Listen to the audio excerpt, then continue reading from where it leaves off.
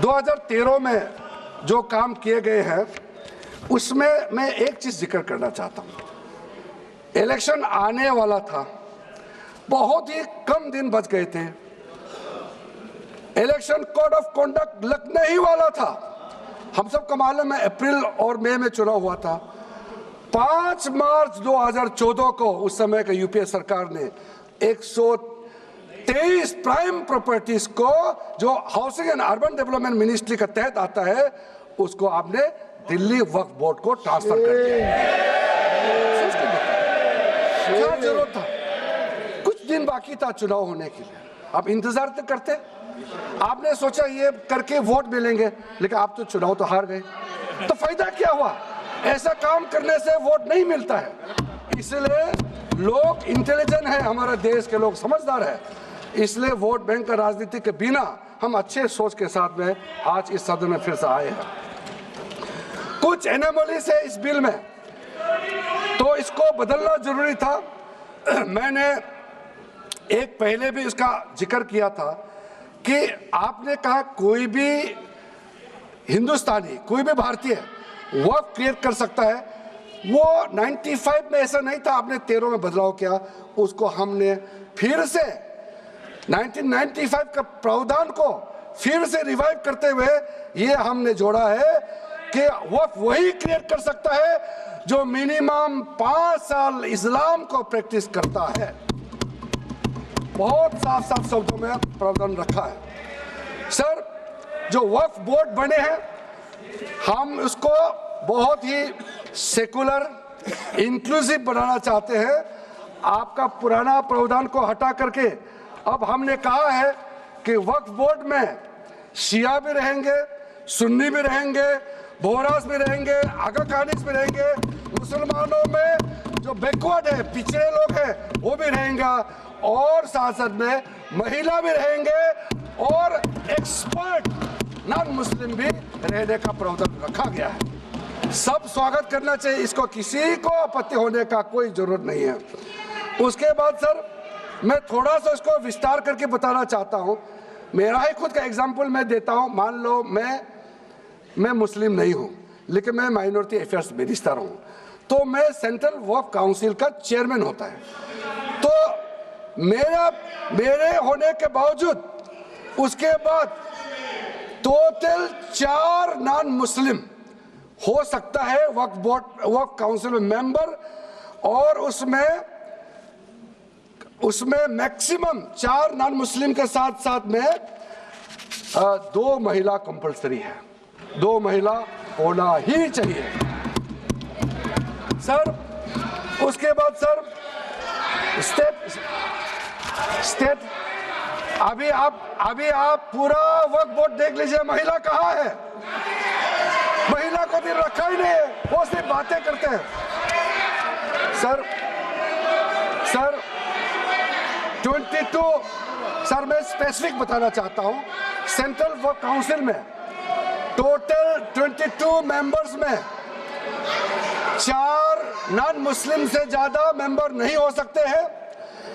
Ex officio का पद को मिला करके 3 मेंबर ऑफ पार्लियामेंट होगा। मेंबर ऑफ पार्लियामेंट तो किसी धर्म का हो सकता है। जब इलेक्शन करते हैं तो कोई भी धर्म का मेंबर ऑफ पार्लियामेंट या एमएलए बन सकते हैं। सर 10 मेंबर मुस्लिम कम्युनिटी से होगा, 2 फॉर्मर जजेस होंगे सुप्रीम कोर्ट और हाई कोर्ट के, 1 advocate of national eminence member रहेंगे, 4 persons of national eminence from various field. ये तो कई कमिटियों ने इसको सिफारिश किया है, और एडिशनल सेक्रेटरी या joint secretary to the government of India उसमें रहेंगे। आउट ऑफ 10 मुस्लिम मेंबर्स 2 महिला अनिवार्य है, ये हमने प्रावधान रखा है। और स्टेट बोर्ड में आउट ऑफ 11 मेंबर्स 3 से ज्यादा नॉन मुस्लिम नहीं हो सकता है।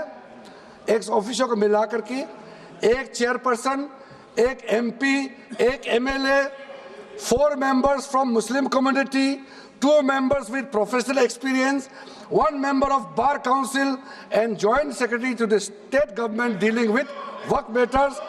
Out of 4 Muslim members, two shall be women, ये हमने रखा है ताकि हमारे बहनों को किसी तरीके से दरकिनार नहीं कर सके। वक्फ एक्ट सर, हमने जो नया प्रावधान रखा है उसमें जितना भी जो आर्बिट्रेरी प्रोविजन जो जरूरी नहीं था उसको हमने सामान्य रूप से देश में और जितना कानून है उसको मिलाते हुए मुख्य रूप से ट्रांसपेरेंसी इन वक्फ मैनेजमेंट, सर्वे को अपडेट करने के लिए जो पहले इनसफिशिएंट प्रोविजन था, इसमें वक्फ लैंड रिकॉर्ड्स वगैरह में महिलाओं का इनहेरिटेंस राइट्स, बच्चों का राइट और साथ साथ में कई हजारों केसेस पेंडिंग है ट्राइब्यूनल और कोर्ट्स में, उसको सेटल करने के लिए जो आज लगभग 10,000 से भी ज़्यादा केसेस जो पेंडिंग था और कुछ सालों के अंदर में 13 से 30,000 तक 30,000 केसेस पेंडिंग हो चुके हैं, उसको सरलता से सुलह करने के लिए हमने रास्ता खोजा है। एक चीज बार बार आप लोग कहते हैं, हमारे पक्ष के लोग हो या उस साइड के पक्ष के लोग हो या जो सदन से बाहर है, वो एक वक्तव्य देते रहते हैं, मैं उसको सुधारना चाहता हूँ। ये कहते हैं कि हमारा देश में लैंड बैंक जो है वक्फ बोर्ड के पास 3rd लार्जेस्ट है। पहला रेलवे, इंडियन रेलवे, फिर इंडियन आर्मी मतलब इंडियन डिफेंस का, और फिर कहता है वक्फ बोर्ड के पास जमीन है। मैं उसको सुधारना चाहता हूँ। सर, आप भी तो ट्रेन में चलते हैं, हम लोग भी ट्रेन में चलते हैं, हजारों किलोमीटर ट्रेन का पटरी लगा हुआ है, स्टेशन बना हुआ है। वो ट्रेन का पटरी लगा हुआ है, वो रेलवे का प्रॉपर्टी थोड़ी है, ये तो देश का प्रॉपर्टी है, हम लोग सब चलते हैं उसमें। इसको आप कैसे लगा सकते हैं कि रेलवे के पास इतना है, वक्फ बोर्ड के पास इतना है? वो देश का प्रॉपर्टी है। हमारा डिफेंस के पास कहता है कि 2nd लार्जेस्ट है। डिफेंस के पास जो भी लैंड है, जहाँ ट्रेनिंग करता है, जहाँ वो रहता है, या बॉर्डर एरिया में जितना डिफेंस लैंड है, वो देश का रक्षा के लिए है। उसको आप कैसे वक्फ प्रॉपर्टी के साथ आप तुलना कर सकते हैं? वक्फ प्रॉपर्टी प्राइवेट प्रॉपर्टी होता है सर। तो इसलिए दुनिया में सबसे ज्यादा वक्फ प्रॉपर्टी हिंदुस्तान में है। सिर्फ हमारा देश में ही नहीं, दुनिया का सबसे बड़ा और सबसे ज्यादा वक्फ प्रॉपर्टी हिंदुस्तान में है। तो फिर ये क्यों है 60 साल तक आप सरकार में रहे हैं, हमारे देश में मुसलमान इतना गरीब क्यों है? जब दुनिया का सबसे ज्यादा वक्फ प्रॉपर्टी हमारा देश में है, तो हमारा गरीब मुसलमानों का पढ़ाई के लिए, मेडिकल ट्रीटमेंट के लिए, स्किलिंग के लिए, इनकम जनरेशन के लिए क्यों काम नहीं हुआ आज तक? बताइए।